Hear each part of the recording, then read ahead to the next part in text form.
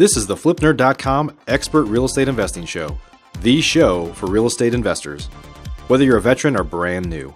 I'm your host, Mike Hambright, and each week I bring you a new expert guest that will share their knowledge and lessons with you. If you're excited about real estate investing, believe in personal responsibility, and taking control of your life and financial destiny, you're in the right place. This is episode number 337, and my guest today is Alex Joungblood.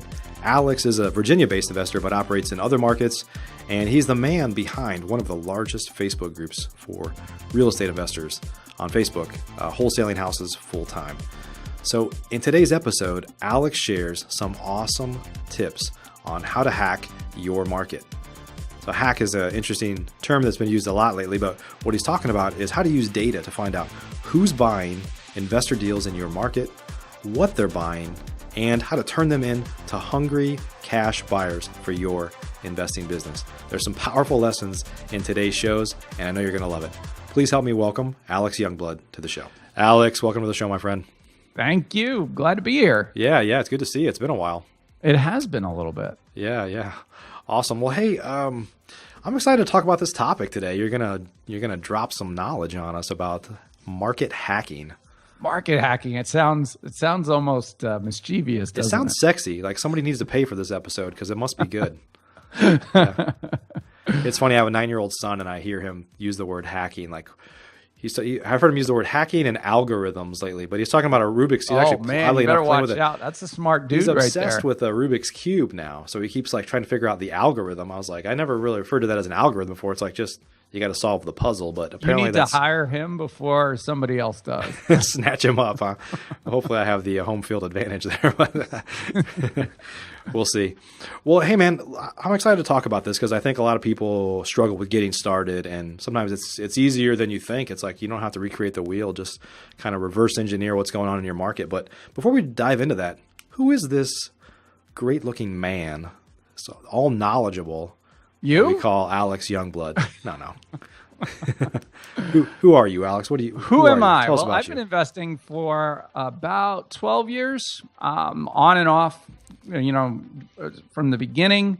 I got into it about 12 years ago, and the way I finally got into the game was I didn't have any money when I first got married. Most people don't, right? So when you get an apartment, I didn't have any money for cable, right? So one thing that you could watch was infomercials. So I watched some infomercials, and I'm sure you know Carlton Sheets was one of the big ones. This is probably back in 2003, 2003. So they were on CDs at that point versus the cassette. Yeah, and it was funny. I remember one of the ladies on the commercial saying, "Get me the CDs. All I want is the CDs," right? Yeah. I'm like, maybe I need the CDs. But at this time, I had no idea what a mortgage was. I had no idea what refinancing was. I really was zero, no knowledge of what was going on at all during that time. So I went ahead and I found it on eBay, actually. and I bought the course and went through it and still was confused more than ever. But long story short, I kind of stumbled my way into a lease option deal and a sandwich lease option deal. And a sandwich lease option is when you are the person that is going to lease the property from the owner with the option of buying it, obviously for a higher price of what you have it contracted for, and then leased for less than what you're leasing it for. And then you're going to turn around and lease option it to another person and hopefully make the spread in there. Right. And that deal blew up. And the way I got out of that deal was actually wholesaling it. So I realized, wow, okay. I did this, I wholesaled it, I made some money. What if I could do that over and over and over again? Yeah, so that's awesome. So you had it under contract low enough to be able to wholesale that? Yes. Yeah. Yes. Wow. And I had a buyer. My buyer that was in the deal was actually somebody who was in bankruptcy. So that was kind of a bad start as far as hoping that this person was going to be able to get financed, right? Yeah. Yeah. Well, there's a ton of people that that muddle through their first few deals. And obviously a lot of people that get wiped out, they like try it one time and say, no, that don't do that again. Real estate's bad. What's funny is I bought this deal, or it was assigned to me. So I actually paid $1,500 for this deal. I was the one that they assigned this to. And I was like, where am I going to get this $1,500 from? I barely had $5,000 in my bank account. And I went out and gave them the $1,500 because I was like, well, if this lady will buy it, I'm going to get $16,000, right? It makes sense. Yep. Yep. So when it all said and done, did you make money on it? Oh yeah. I mean, it took years, but I made money on it. But like I said, my out was on the wholesale. Yeah. And that investor, who I still know today, who bought it from me, actually turned around, renovated it, and sold it. I think he bought it from me for like 86 or 87, and then he renovated and resold it for 175 or something like that. So he made money, and everybo's happy, right? Yeah, yeah. It's always interesting how that works. So what is market hacking? We're going to talk about. Are you affiliated with any Russian hackers? People hear the term hack, right? And they're like, "Oh, that sounds dishonest or wrong or something." Yeah. Right? But all a hack is being able to break into the inner workings of something, and then simply seeing what works and then replicating it. Yep. And that's what it is. It's just a new age term for reverse engineering, right? Yeah. That's basically what it is. Yeah. And people are using that word freely, I think, today. Back in the day, you had computer hackers and stuff like that were stealing information. Right. We're not stealing information. We're simply seeing information that's put out there and then making it work for us. Yep. So let's give us some context here. Like, what we're going to talk about today is how people that really don't know how to get started, or they're getting started, they're kind of probably largely recreating the wheel. You're going to give some advice on how they can essentially hack into and reverse engineer what kind of the demand is for in their market, right? Yeah, I mean, because the thing is, people, and don't get me wrong, this is not just a beginner's tactic. This is a tactic that can be used over and over and over again. And I know actually some competitors in my market that do use it on a weekly basis. They almost have the report pulled so that they can see who's buying and what they're buying and how much they're buying, and then they can keep an idea of what's going on in the market. Yep. It's almost like a little bit of a market report, essentially. Just market research, right? What's that? Like market research. Yeah, that's what it is. Yeah. So give an example of how somebody would do this.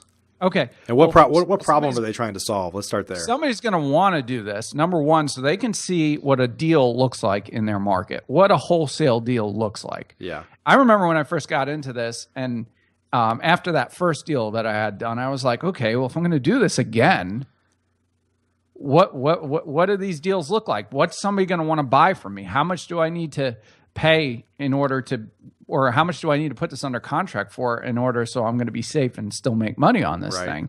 And it was just this big, if I put this under contract, I'm scared to death that I'm not going to be able to move it. Yeah. That was a gigantic fear that I had on me, right? Yeah. So if you're able to do this, it takes the guesswork out of it because you can see what investors in your market are paying for things. Right. And what they're paying and how and what they're buying. And there's different parameters there that you can see. Yeah, and ultimately, if you are wholesaling, I mean, this is a way that you could not only find what are people paying, but who are the people, right? Like these could be people that are my buyers. That first key is what or who these people are, right? Yep. And without going into like all the details of how you're going to pull this list, but you're going to go into list source and pull this list. And the way to do that is by looking for the absentee owners of the last 6 months to a year, and you're going to see the investors that are buying. And you're also going to see repeat listings of those buyers. So you know that those are the buyers that are buying over and over and over and over again, right? And here's a tip for you. When you go in and you buy this list, you do not want to remove the duplicates. A lot of people go in and buy a list, right? And they remove the duplicates because it reduces their price on the amount that they have to buy. And, they think they're saving money. But then you can't tell who the repeat buyers are, right? You want those buyers so you can see the ones who are buying over and over and over again. Yeah. In fact, probably more than anything, if you were to eliminate anything, you probably want to eliminate the people that just paid cash for one house, right? Because that doesn't necessarily mean they're an investor. Absolutely. Well, absolutely. And I'm not saying that they're not. I guess if they're absentee, then you would assume that they're not living there themselves, right?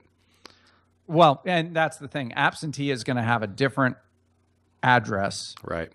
than what the tax address is to the mailing or Right. property address. Yep. Yep. So what do you want to talk more about, like what you do with these folks? I know we don't have this could be like a 2-day boot camp, right? So how do we hack this big idea and bring it down to a half hour? So Sure. where do we go from here? Do people? What we're going to do is we're going to identify who the buyers are, right? Then we're going to find out what they're buying. And you can do this by breaking it down into the tax value of the properties. Now, tax value is completely different in every market. So in my market, tax value is pretty darn close to what properties are worth. Okay. How about in Dallas? What does that look like? No, it's horrible. They're either like way too high or they're not, the city's kind of broke. So they're getting through the phase of the tax values being really low. Well, I say what it is this is my general belief in the nice areas of town, like the higher quality areas of town. Yeah. The tax value probably is a little bit low, but in the low end parts of town, sometimes the tax value is like double what the house is really worth. I don't know if it's just the city exploiting the people that are never actually going to protest or what, but it's time for a quick announcement. We'll be back to the show in less than 30 seconds. PassiveRental.com is your source for turnkey, done-for-you rental properties. If you'd like to be an investor and not a landlord, please visit PassiveRental.com to learn how to purchase cash-flowing, professionally managed rental properties in the hottest rental markets across the country. We can also help connect you with financing for your next property. Invest the easy way today and get started by visiting PassiveRental.com. I don't know if it's just the city exploiting the people that are never actually going to protest or what, but Yeah. Well, what's funny is I remember working with somebody in California, and the tax assessment was like $13,000, and the property was really worth like 200 some thousand. Have you seen that before? Well, I know in California, I'm not an expert on California. Yeah. But I know in California, I think the tax values or the tax amounts stay kind of at the level where you buy the property from or something like that. Okay. No matter how long you own it. Maybe it was in a freak market or something, but I've seen stuff where tax assessment is like way, way, way, way low. Yeah. Like ridiculously low. Yep. But like I said, ours are kind of close, but that really doesn't matter. What matters, though, is if you see a consistency between the amount of tax value that's being bought, you have a general idea of, okay, that's the value of properties that they're targeting here. Yeah. So that's one way to do. Is it an $80,000 house or a $300,000 house? Like they like the lower, so which probably is conducive to being a rental, right? Yeah. So you could break that down there. Yeah. So what do you do next? You find out who some of these folks are that are potential customers, and then where do you go from there? Do you send them? First of all, we're finding what they're buying, right? Yep. So we know who's buying now. We know what they're buying, and what they're buying has to do with that tax value, right? Square footage as well. The square footage of the property. It's all in that list. When you pull it, you'll be able to see, oh, these houses are 1,000 to 1,200 square foot, or 1,000 to 1,500. You're not going to market for houses that are 2,500 to 3,000 square feet if you know the general market is shooting for 1,000 to 1,500 square feet. Right. So it all comes down to reducing your waste on your marketing cost, because you're kind of trying to shoot fish in a barrel. We're trying to go for a laser approach rather than a shotgun approach. And just to clarify, you're primarily looking in areas where you are planning to do some marketing, right? I mean, yes. If you're doing this after you already have a house, it's like it's too late, right? Well, not necessarily. Not necessarily, but I mean, you probably should do it ahead of time. If you've got the house, you can then use this and say, oh, does this, if you put the cart before the horse, you can go and say, okay, does this house fit the criteria of what these people are buying? And if it's a repeat buyer and it fits that criteria, you can simply pick up the phone and say, hey, I see you're buying in this such and such area. Would you be interested in this property? It's about this square foot. It's got this many bedrooms and baths, and it's worth about this. Yep. Would you be interested in taking a look at this? Yep. So when we talked about a little bit about how veteran folks can do this as well. I mean, this is something that you would use a lot of, I guess, use cases. If you're new, you could do it. If you're a veteran, if you're thinking about going into a new part of town or absolutely. I guess even a new market, it's a way to stick your toe in the water, right? Yeah, virtual wholesaling is great for using this and that method. Virtual meaning you're not in the market that you are marketing in. You're not physically located. You're almost like a absentee marketer. You want to say that? Yeah. It's perfect because now you know what's going on in that market, and now you know where you want to direct your marketing expenses to. Mm-hmm. So knowing your who's buying, knowing what they're buying, meaning their square footage, the tax value of the property, and what type of property it is, and then also looking at what these people are paying. So then you can see, okay, this person is paying roughly this much, right? Right. And you got to be careful there, because you don't want to just say, oh, they'll pay $60,000 for this. You kind of have to look at the square footage and break it down on a square footage basis, so that way you can apply it correctly. Yeah. You know. And this is a strategy more so for wholesaling we're talking about? Yeah, I mean, if you're going, I guess unless you're doing like a turnkey model and you're fixing stuff up and kind of getting it rental ready for somebody, but your intention is an investor, right? It could work either way, because you could see those buyers that are buying the properties, and if they're buying them over and over again and they're more of a rental capacity, you're kind of going to see that just by looking at it, as opposed to somebody that's buying something for like 40% of value kind of thing. Yeah. You know? Yeah. And a really cool thing about that too is you can get a general idea of what these people are buying or what's going on by simply going and looking at the address and then putting it on Google Maps and looking around and seeing what's going on. Or, you know, what kind of house is this? Is this a house? And just kind of virtually walking the neighborhood, you know? Sure. Yeah. How about things like, hopefully I'm not catching you off guard here, other than tax data? I mean, when people are thinking about maybe going into a new market or a new part of town, have you used any other data sources like the census or some of those things? Because I know that sometimes they start to break down what percentage of a neighborhood, I don't know if they go to the zip code level or what level is actually like absentee owner versus owner occupant. I think they kind of break down. Basically, they break down like percentage of home ownership, right? Right. And this would be more focused on the absentee action that's going on. So if you were to pull this list, there could be a pattern of the same subdivision showing up over and over and over again. Yeah. So then you know that's a hot subdivision. There's action going on there and something you might want to target. Yeah, I know if your intention is to wholesale, like I know there's certain cities in my market that are absolutely, it's like probably more than 50% of the ownership is definitely landlords, right? Like a lot of, like, I don't want to name any, I don't want to call any like cities out in my market. Yeah. But then there's some areas that, there's probably no landlords or very few because they're higher end houses, nicer areas. They just don't really fit that typical rental model. But I guess if you're going into a new market and your intention is to wholesale, you probably should target markets that have a higher percentage of absentee ownership. Well, yeah, absolutely. Yeah. You could target the higher percentage of absentee ownership. But there are some of my biggest deals have been from markets that are not high or areas that are not high in absentee. It's a high, and you'd probably agree. Some of your biggest wholesale deals are probably in the in the subdivisions that are mainly homeowners. Yeah. Because if you get a deal there, man, you could sell that thing wholesale, which is a mix of a wholesale and a retail, and really that's exactly what we do. Yeah. Because you don't have that you're not selling to an investor that's trying to make a spread in the middle too. It's just somebody that is getting a really good value relative to retail, right? Right. Yeah, that's my primary exit strategy. I mean, it has been for the last couple of years. I used to rehab everything, and now we just take them down and put them right back on the MLS usually.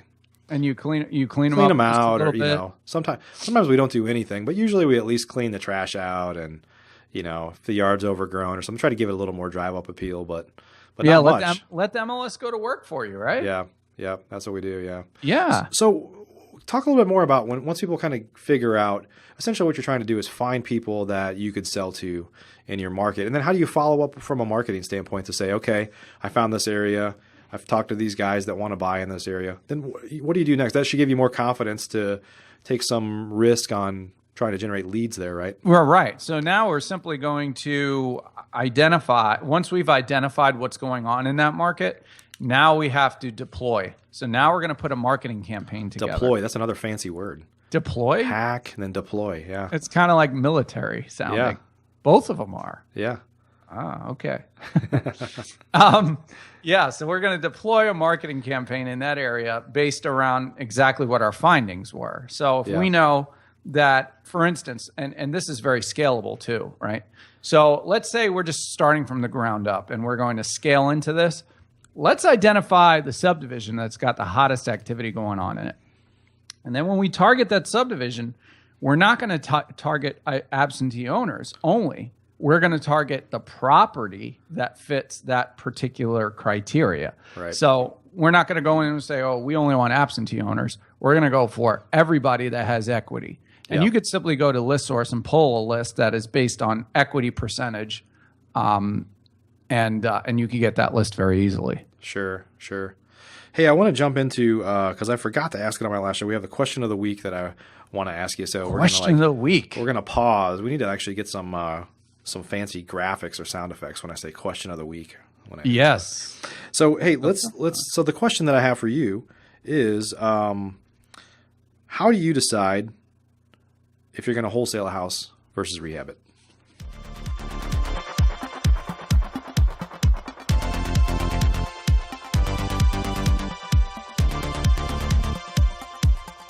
Or vice versa.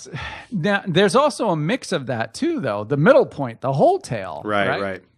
So if I'm going to wholesale a house, I want to have a decent spread there. Okay, I want to have 15 to 20 to 15,000 plus in a wholesale. Okay. Because if I really wanted that $5,000 or $10,000 that I would get on the lower end, I could simply go to and this is more advanced, I could go to my private lender who's going to fund the deal anyway and can advance me in the form of an acquisition fee, that exact same $5,000 or $10,000. Yeah. And then I still get the back end on the rehab, right? Yep. So are you saying that you don't wholesale anything, or I guess anything unless you're going to make, you feel like I got to make at least 15 to 20. I got to make 15,000 or above, really. Yeah. Is what I need to wholesale. Now, unless, and it comes back to location. If the location is questionable for me and I don't feel 100% comfortable, then I will go ahead and let somebody else tackle it if they want to for a lower price. Yeah, sometimes I primarily wholesale or retail. I don't really do hardly any assignments anymore, but every once in a while we'll get something that's like deep in the hood that I'm like, I am not taking ownership of that, like period ever, Yeah. So yeah. Yeah. So and then you'll get rid of it just to be done with it, right? At that point. Right.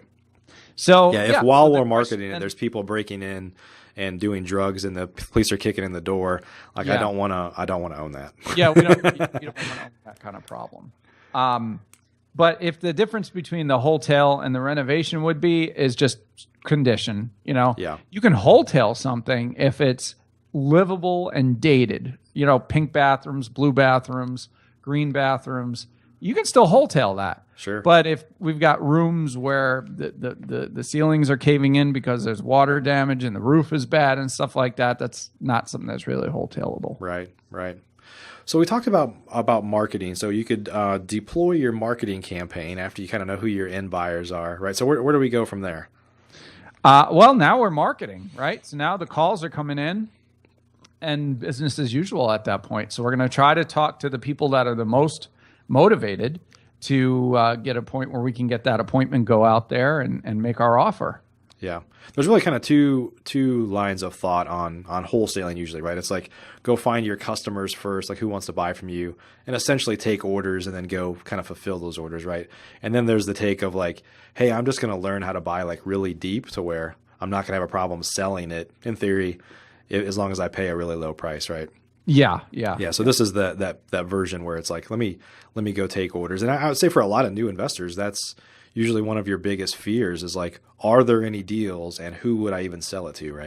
Right. Yeah. And this when you pull this list, your market hacking list, you're going to be able to see that there are deals and exactly what those deals are. And then you'll have confidence when you go back and reverse engineer a campaign that's going to fit that criteria. So you'll have something that these people are interested in. Yeah, that's awesome. And then I guess for most investors, if you're new and getting started or you're trying to expand, once you kind of get comfortable with this process, you just start to add more zip codes or more cities in that market and just kind of start to expand from there. So talk about the scaling. I mean, why don't you talk about like how to, I know you're big on virtual assistants as well. So, I mean, are these things you could do through virtual assistants that are kind of, if you just basically send an email that says, hey, go check out Garland, Texas, and you kind of have a process. And I've never really done that. I've never said, okay, check out Garland, Texas, and let me know what you see. Yeah. I've never done that. Yeah. Mainly I use virtual assistants for the purpose of getting calls, pre-screening sellers, and pulling reports from RealQuest or Right. or Zillow reports or things like that. Yeah. By the way, and they're probably going to get some free advertising from this, iComps.com is a really good free resource to pull comparables from. They give you a really good list. I was surprised. Really? Is that on the letter I, COMPS.com? Yeah. That's cool. Yeah, I was just working on some training for some folks on my side and talk about how to get comps. It's difficult usually, right? Yeah. So, yeah. I mean, especially if you're in, like I'm in Texas, a non-disclosure state. So states that are non-disclosure, I'll check them out for sure. But a lot of folks that have data like that don't have as good a data or any data in the non-disclosure states. But that's cool. We'll check that out, and I'll add a link down below here for anybody that people wants can to go check it out. It's free service. Just enter the address, and they pull up a bunch of comps. Just make sure your properties that you're comparing are comparable, Yeah. So if it's in my market, there's a lot of new construction going on in older neighborhoods. So if a house sold for $250, don't compare it to the one that sold for $130. Right. Yeah, especially if it's built last year and your house is 40 years old. But sometimes you can't tell that. It still shows the old date of 1954, 1945, and it doesn't show that new date. You got to at least dig in. Always do the street view and see what's going on. Yeah. Awesome. So, what else is happening, Alex? What else are we going to talk about today? Are we done talking about the hacking, or are we still? Are we done talking about the hacking? Where do we go from here? We talked about scaling it, so you can start to move into new markets or expand where you're marketing to. What are the next steps? Well, the next step from there is deploying your marketing, getting the calls to come in, and talking to people. And the cool thing is you could talk to these people from a very educated standpoint. So when the phone rings and the people call in, you could basically say, oh, okay. So you're in, obviously you know what subdivision they're calling from because you targeted that subdivision if you're starting that way. You can say, oh yeah, this market, very knowledgeable about it. We love buying in FlipNerd subdivision. That's a great area, and that really gives you some brownie points when talking to sellers, so they don't think you're just, somebody who just doesn't know what you're doing. Yeah, absolutely. Yeah. So you can get some credibility points by doing that. Yeah. But we're getting that phone to ring, and we're talking to sellers, and we're making offers, and we have our buyers right there. From that list that we pulled. Yeah, that's awesome. Yeah, it is a great thing to have buyers start to tell you that I'll take anything you can get in this part of town, right? It gives you a lot more confidence when you're buying. Yes. Yeah. And if you don't have any buyers, I mean, like I said, when you pull that list, those buyers are right there. The numbers don't lie. And here's another interesting tip about that. Assignment fees are not included in those final figures on there, right? So if you see a purchase of $50,000, it's very potential that they paid an investor an assignment fee of $10,000 or $15,000. Wow, that's interesting. So take that into consideration when you're looking at your prices. Yeah. Because think about it. If your numbers are going to continually go down in price because you're not taking into consideration that assignment fee. Yeah. So you got to watch out for that. This conversation is interesting because we just sold a house. It's one that I literally did not spend a penny on. I took it down and put it right in the MLS later that day. Yeah. And I thought, this is like a seller. Right? This is like sorry? You closed on it, right? Yeah, which we have to do here. So we took it down and we put it on the MLS and got it under contract for full asking price. In fact, they offered above asking price, and then their hard money lender got in the way and said, no, we'll only do this. But anyway, we came back to our list price without getting sidetracked there.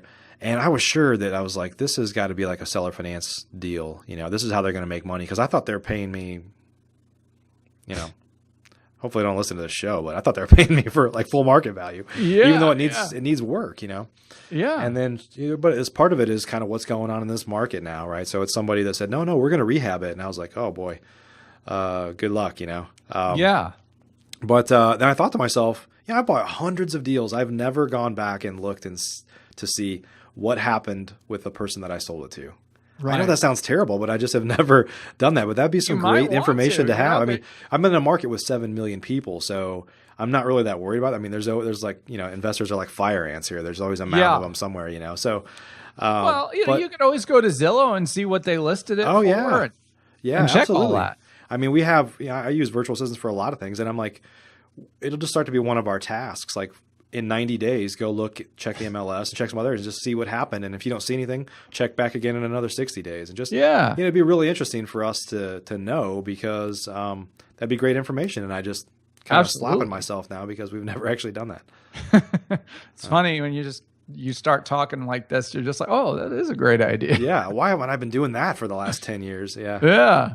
Awesome. Well, Alex, hey, if folks want to learn more about you, I know you've got the Wholesaling Houses full-time group, which is like giant on Facebook. We'll add a link. I think we just crossed 22,000 members on that. That's awesome. That's awesome. And, so if you want to check that out, just go to Facebook and check Wholesaling Houses full-time. We'll add a link for that for sure. And then I think you have some information you wanted to share on market hacking, right? Yeah, so that market hacking is one of the hacks, I guess you can say, when it comes to real estate investing. I also offer other hacks, and if people are interested in checking those out or getting one of those extra hacks for free, they can go to wholesalinghousesfulltime.com/hack, and they can pick it up there. Okay.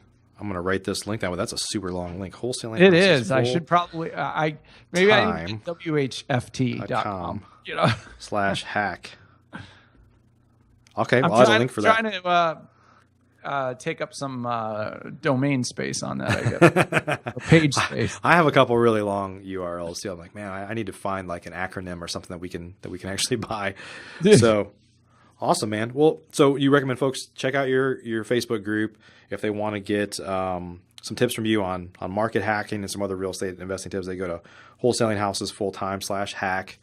And we're going to put a link down below for iComps. That sounds like that's cool. I'm going to check that out here in a little bit myself. So awesome. Any other ways you want to put down for folks to get a hold of you? You want to give your wife's cell phone number? I could do that. Yeah. Yeah. She might get upset with you. Talk to you about my kids, I guess. Awesome, man. Well, it's great to see you. And everybody, thanks for joining us today. This was episode number 337 with the one and only Alex Joungblood, the one and only. One and only. There is probably, there was a grandfather. His name was Alex Joungblood, who I'm named after. But I've told this story a few times before. I'm going to bore people here, but one time I put my name in as a Google alert, like Mike Hambright, and it turns out that there is another Mike Hambright that is actually in a rock band. Yeah. I started getting all these alerts about, Mike Hambright and his band or so-and-so are playing at this. I was like, this guy's a lot cooler than me, so I had to eliminate that alert because I never got alerts on myself. It was always this other guy. There probably is the one and only. I probably should put a Google alert on Alex Joungblood. That's a good idea. Another great idea. Yeah, they might. Don't be disappointed if they're in a rock band or they're cooler than you, though. It's bound to happen. They're probably making less money. Let's say that way. Well, we don't know. If not, we need to partner. Yeah. Awesome, man. Hey, great to see you. Thanks for joining us today. Thanks for sharing this information. No problem. Great to be here. Awesome. Everybody, thanks for joining us, and we'll see you on the next episode. Take care. Thanks for joining us for this episode of the FlipNerd.com Investing Show. If you're not yet an elite member of FlipNerd, you're missing out. We have tons of great training, including a new detailed masterclass published each month and live training webinars with experts twice a month. Plus, you'll get access to all of our archives, where we already have a growing library of masterclasses and other training videos. Elite members also get membership in our incredible online mastermind group, where many of the top real estate investors from across the country, including many of the hundreds of guests I've had on the show in the past, are already members. Whether you're brand new, looking to get started, or a veteran, you simply must join today. I promise you won't be disappointed. To learn more or join today, please visit flipnerd.com/lab. That's flipnerd.com/lab. See you on the next show.